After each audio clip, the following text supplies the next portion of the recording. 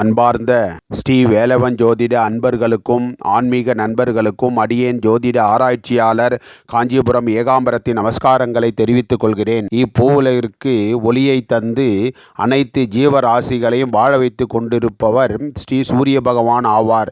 எனவே தான் இவரை ஆத்மகாரகன் என சாஸ்திரம் கூறுகின்றது. இவரே நவநாயகர்களின் தலைவராக விளங்குகிறார். இவரின் கோச்சார பயணத்தை வைத்தே ஜாதக ரீதியாக வரும் தோஷங்களை நம்மால் போக்கிக் கொள்ள முடிகிறது. ஏனென்றால் இவரின் அதி தேவதையாக வருபவர் சிவபெருமான். அதனால்தான் சிவ ஆலயங்களில் நவநாயகர்களுக்கு முக்கியத்துவ இடம் தந்து அளித்துள்ளார் சிவபெருமான். மேலும் இவரின் இஷ்ட தெய்வமாக வருபவர் பெருமாள் ஆவார். அதனால்தான் பெருமாளின் நாமத்துடன் இவரின் நாமத்தையும் இணைத்து பெருமாளின் நாமங்களில் ஒன்றான ஸ்ரீ சூரிய நாராயணன் என பெருமாளை நாம் கூறுகின்றோம். மேலும் பெருமாளின் ஆலயங்களில் நடைபெறும் உற்சவத்தின் போதும் முதல் நிகழ்வாக சூரிய பிரபை வாகனத்தில் பெருமாள் எழுந்தருளி ஸ்ரீ சூரிய பகவானின் முக்கியத்துவத்தை நமக்கெல்லாம் உணர்த்துகின்றார். அப்படிப்பட்ட கண்கண்ட தெய்வமான ஸ்ரீ சூரிய பகவானை வழிபடுகின்ற பொழுது ஸ்ரீ சிவபெருமானின் அருளையும் ஸ்ரீ பெருமாளின் ஆசியையும் நாம் ஒன்று சேர பெற முடியும் என புராணங்கள் கூறுகின்றன. எப்பொழுது ஸ்ரீ சூரிய பகவானை வழிபட வேண்டும் என பார்க்கின்ற பொழுது சூரிய பகவானை வழிபட உகந்த நாளான உத்தராயண புண்ணிய காலத்தின் தொடக்கத்தில் வரும் தை மாத வளர்பிறையில் வரக்கூடிய சப்தமி திதியாகும். இதுவே இவரின் பிறந்த நாளாக வருகின்றது.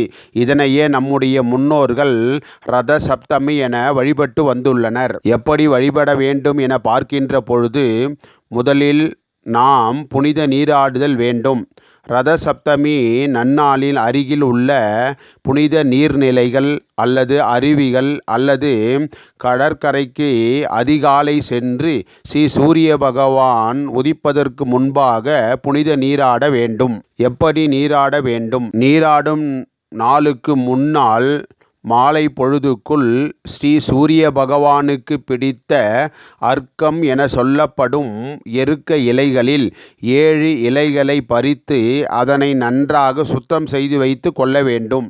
மறுநாள் நீர்நிலை சென்றவுடன் அந்த 7 இலைகளிலும் ஆண்களாக இருந்தால் விபூதி, அர்ச்சதை, எள் இவைகளை வைத்து இலையின் காம்பு பின்புறம் உள்ளவாறு நமது 7 அங்கங்களிலும் வைத்து புனித நீராட வேண்டும். அப்பொழுது அந்த இடத்தின் தேவதையையும் ஸ்ரீ சூரிய பகவானையும் நாம் நினைத்து கொண்டு நீராட வேண்டும். பெண்களாக இருந்தால் அந்த 7 இலைகளிலும் மஞ்சள், அர்ச்சதை, எள் வைத்து 7 அங்கங்கள் படுமாறு நீராடி வழிபட வேண்டும். எப்படி வழிபாடு செய்ய வேண்டும் என பார்க்கின்ற பொழுது நீராடிய பிறகு உலர்ந்த துணிகளை அணிந்து கொண்டு ஸ்ரீ சூரிய பகவான் உதிக்கும் முதல் நேரத்தில் அவரை காண வேண்டும். அப்பொழுது அவருக்கு தீபம் ஏற்ற வேண்டும். வெற்றிலை, பாக்கு, பழம் வைத்து கற்பூர ஆரத்தி எடுத்து வழிபட வேண்டும். அப்பொழுது சாஷ்டாங்கமாக நமஸ்காரம் செய்து கொள்ள வேண்டும். அந்த வேளையில் அவரின் காயத்ரி மந்திரத்தை ஜபிக்கலாம் அல்லது ஆதித்ய இருதயம் பாடலை படிக்கலாம். அப்பொழுது உங்களின் நியாயமான கோரிக்கைகளை அவரிடம் நீங்கள் சமர்ப்பிக்கின்ற பொழுது அவை கண்டிப்பாக நிறைவேறும். பிறகு சிவ ஆலயம் சென்று அங்கு இருக்கும் சிவபெருமானையும் நவ கிரகங்களில் உள்ள சூரிய பகவானையும் வழிபாடு செய்து கொள்ள வேண்டும். பிறகு பெருமாள் ஆலயம் சென்று பெருமாளையும் வழிபட்டு வர வேண்டும். முடிந்தவுடன் ஸ்ரீ சூரிய பகவானின் தானியமான கோதுமையையோ அல்லது கோதுமையினால் தயாரிக்கப்பட்ட உணவு வகைகளையோ தானம் செய்ய வேண்டும்.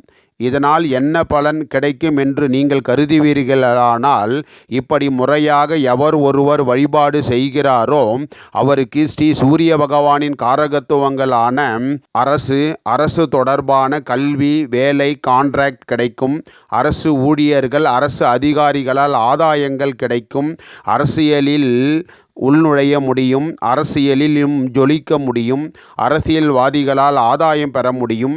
தந்தையினால் நன்மை கிடைக்கும், பூர்வீக சொத்து சேரும், பூர்வீகத்தினால் வாழ வழி கிடைக்கும், தலைமை பொறுப்பு, மரியாதை, அந்தஸ்து, கீர்த்தி, புகழ், செல்வாக்கு, ஈகை குணம், வெற்றி கிடைக்கும், தலைநகரங்களில் வாழ வழிவகை செய்யும், குழந்தை பாக்கியம் கிடைக்கும், குறிப்பாக ஆண் குழந்தை கிடைக்கும், வீட்டில் வாஸ்து பிரச்சனை இருந்தால் அவை நிவர்த்தியாகும், கிழக்கு திசைகளினால் ஆதாயங்கள் ஏற்படும், இளம் சிவப்பு, ஆரஞ்சு நிறங்களில் ஆதாயம் கிடைக்கும்.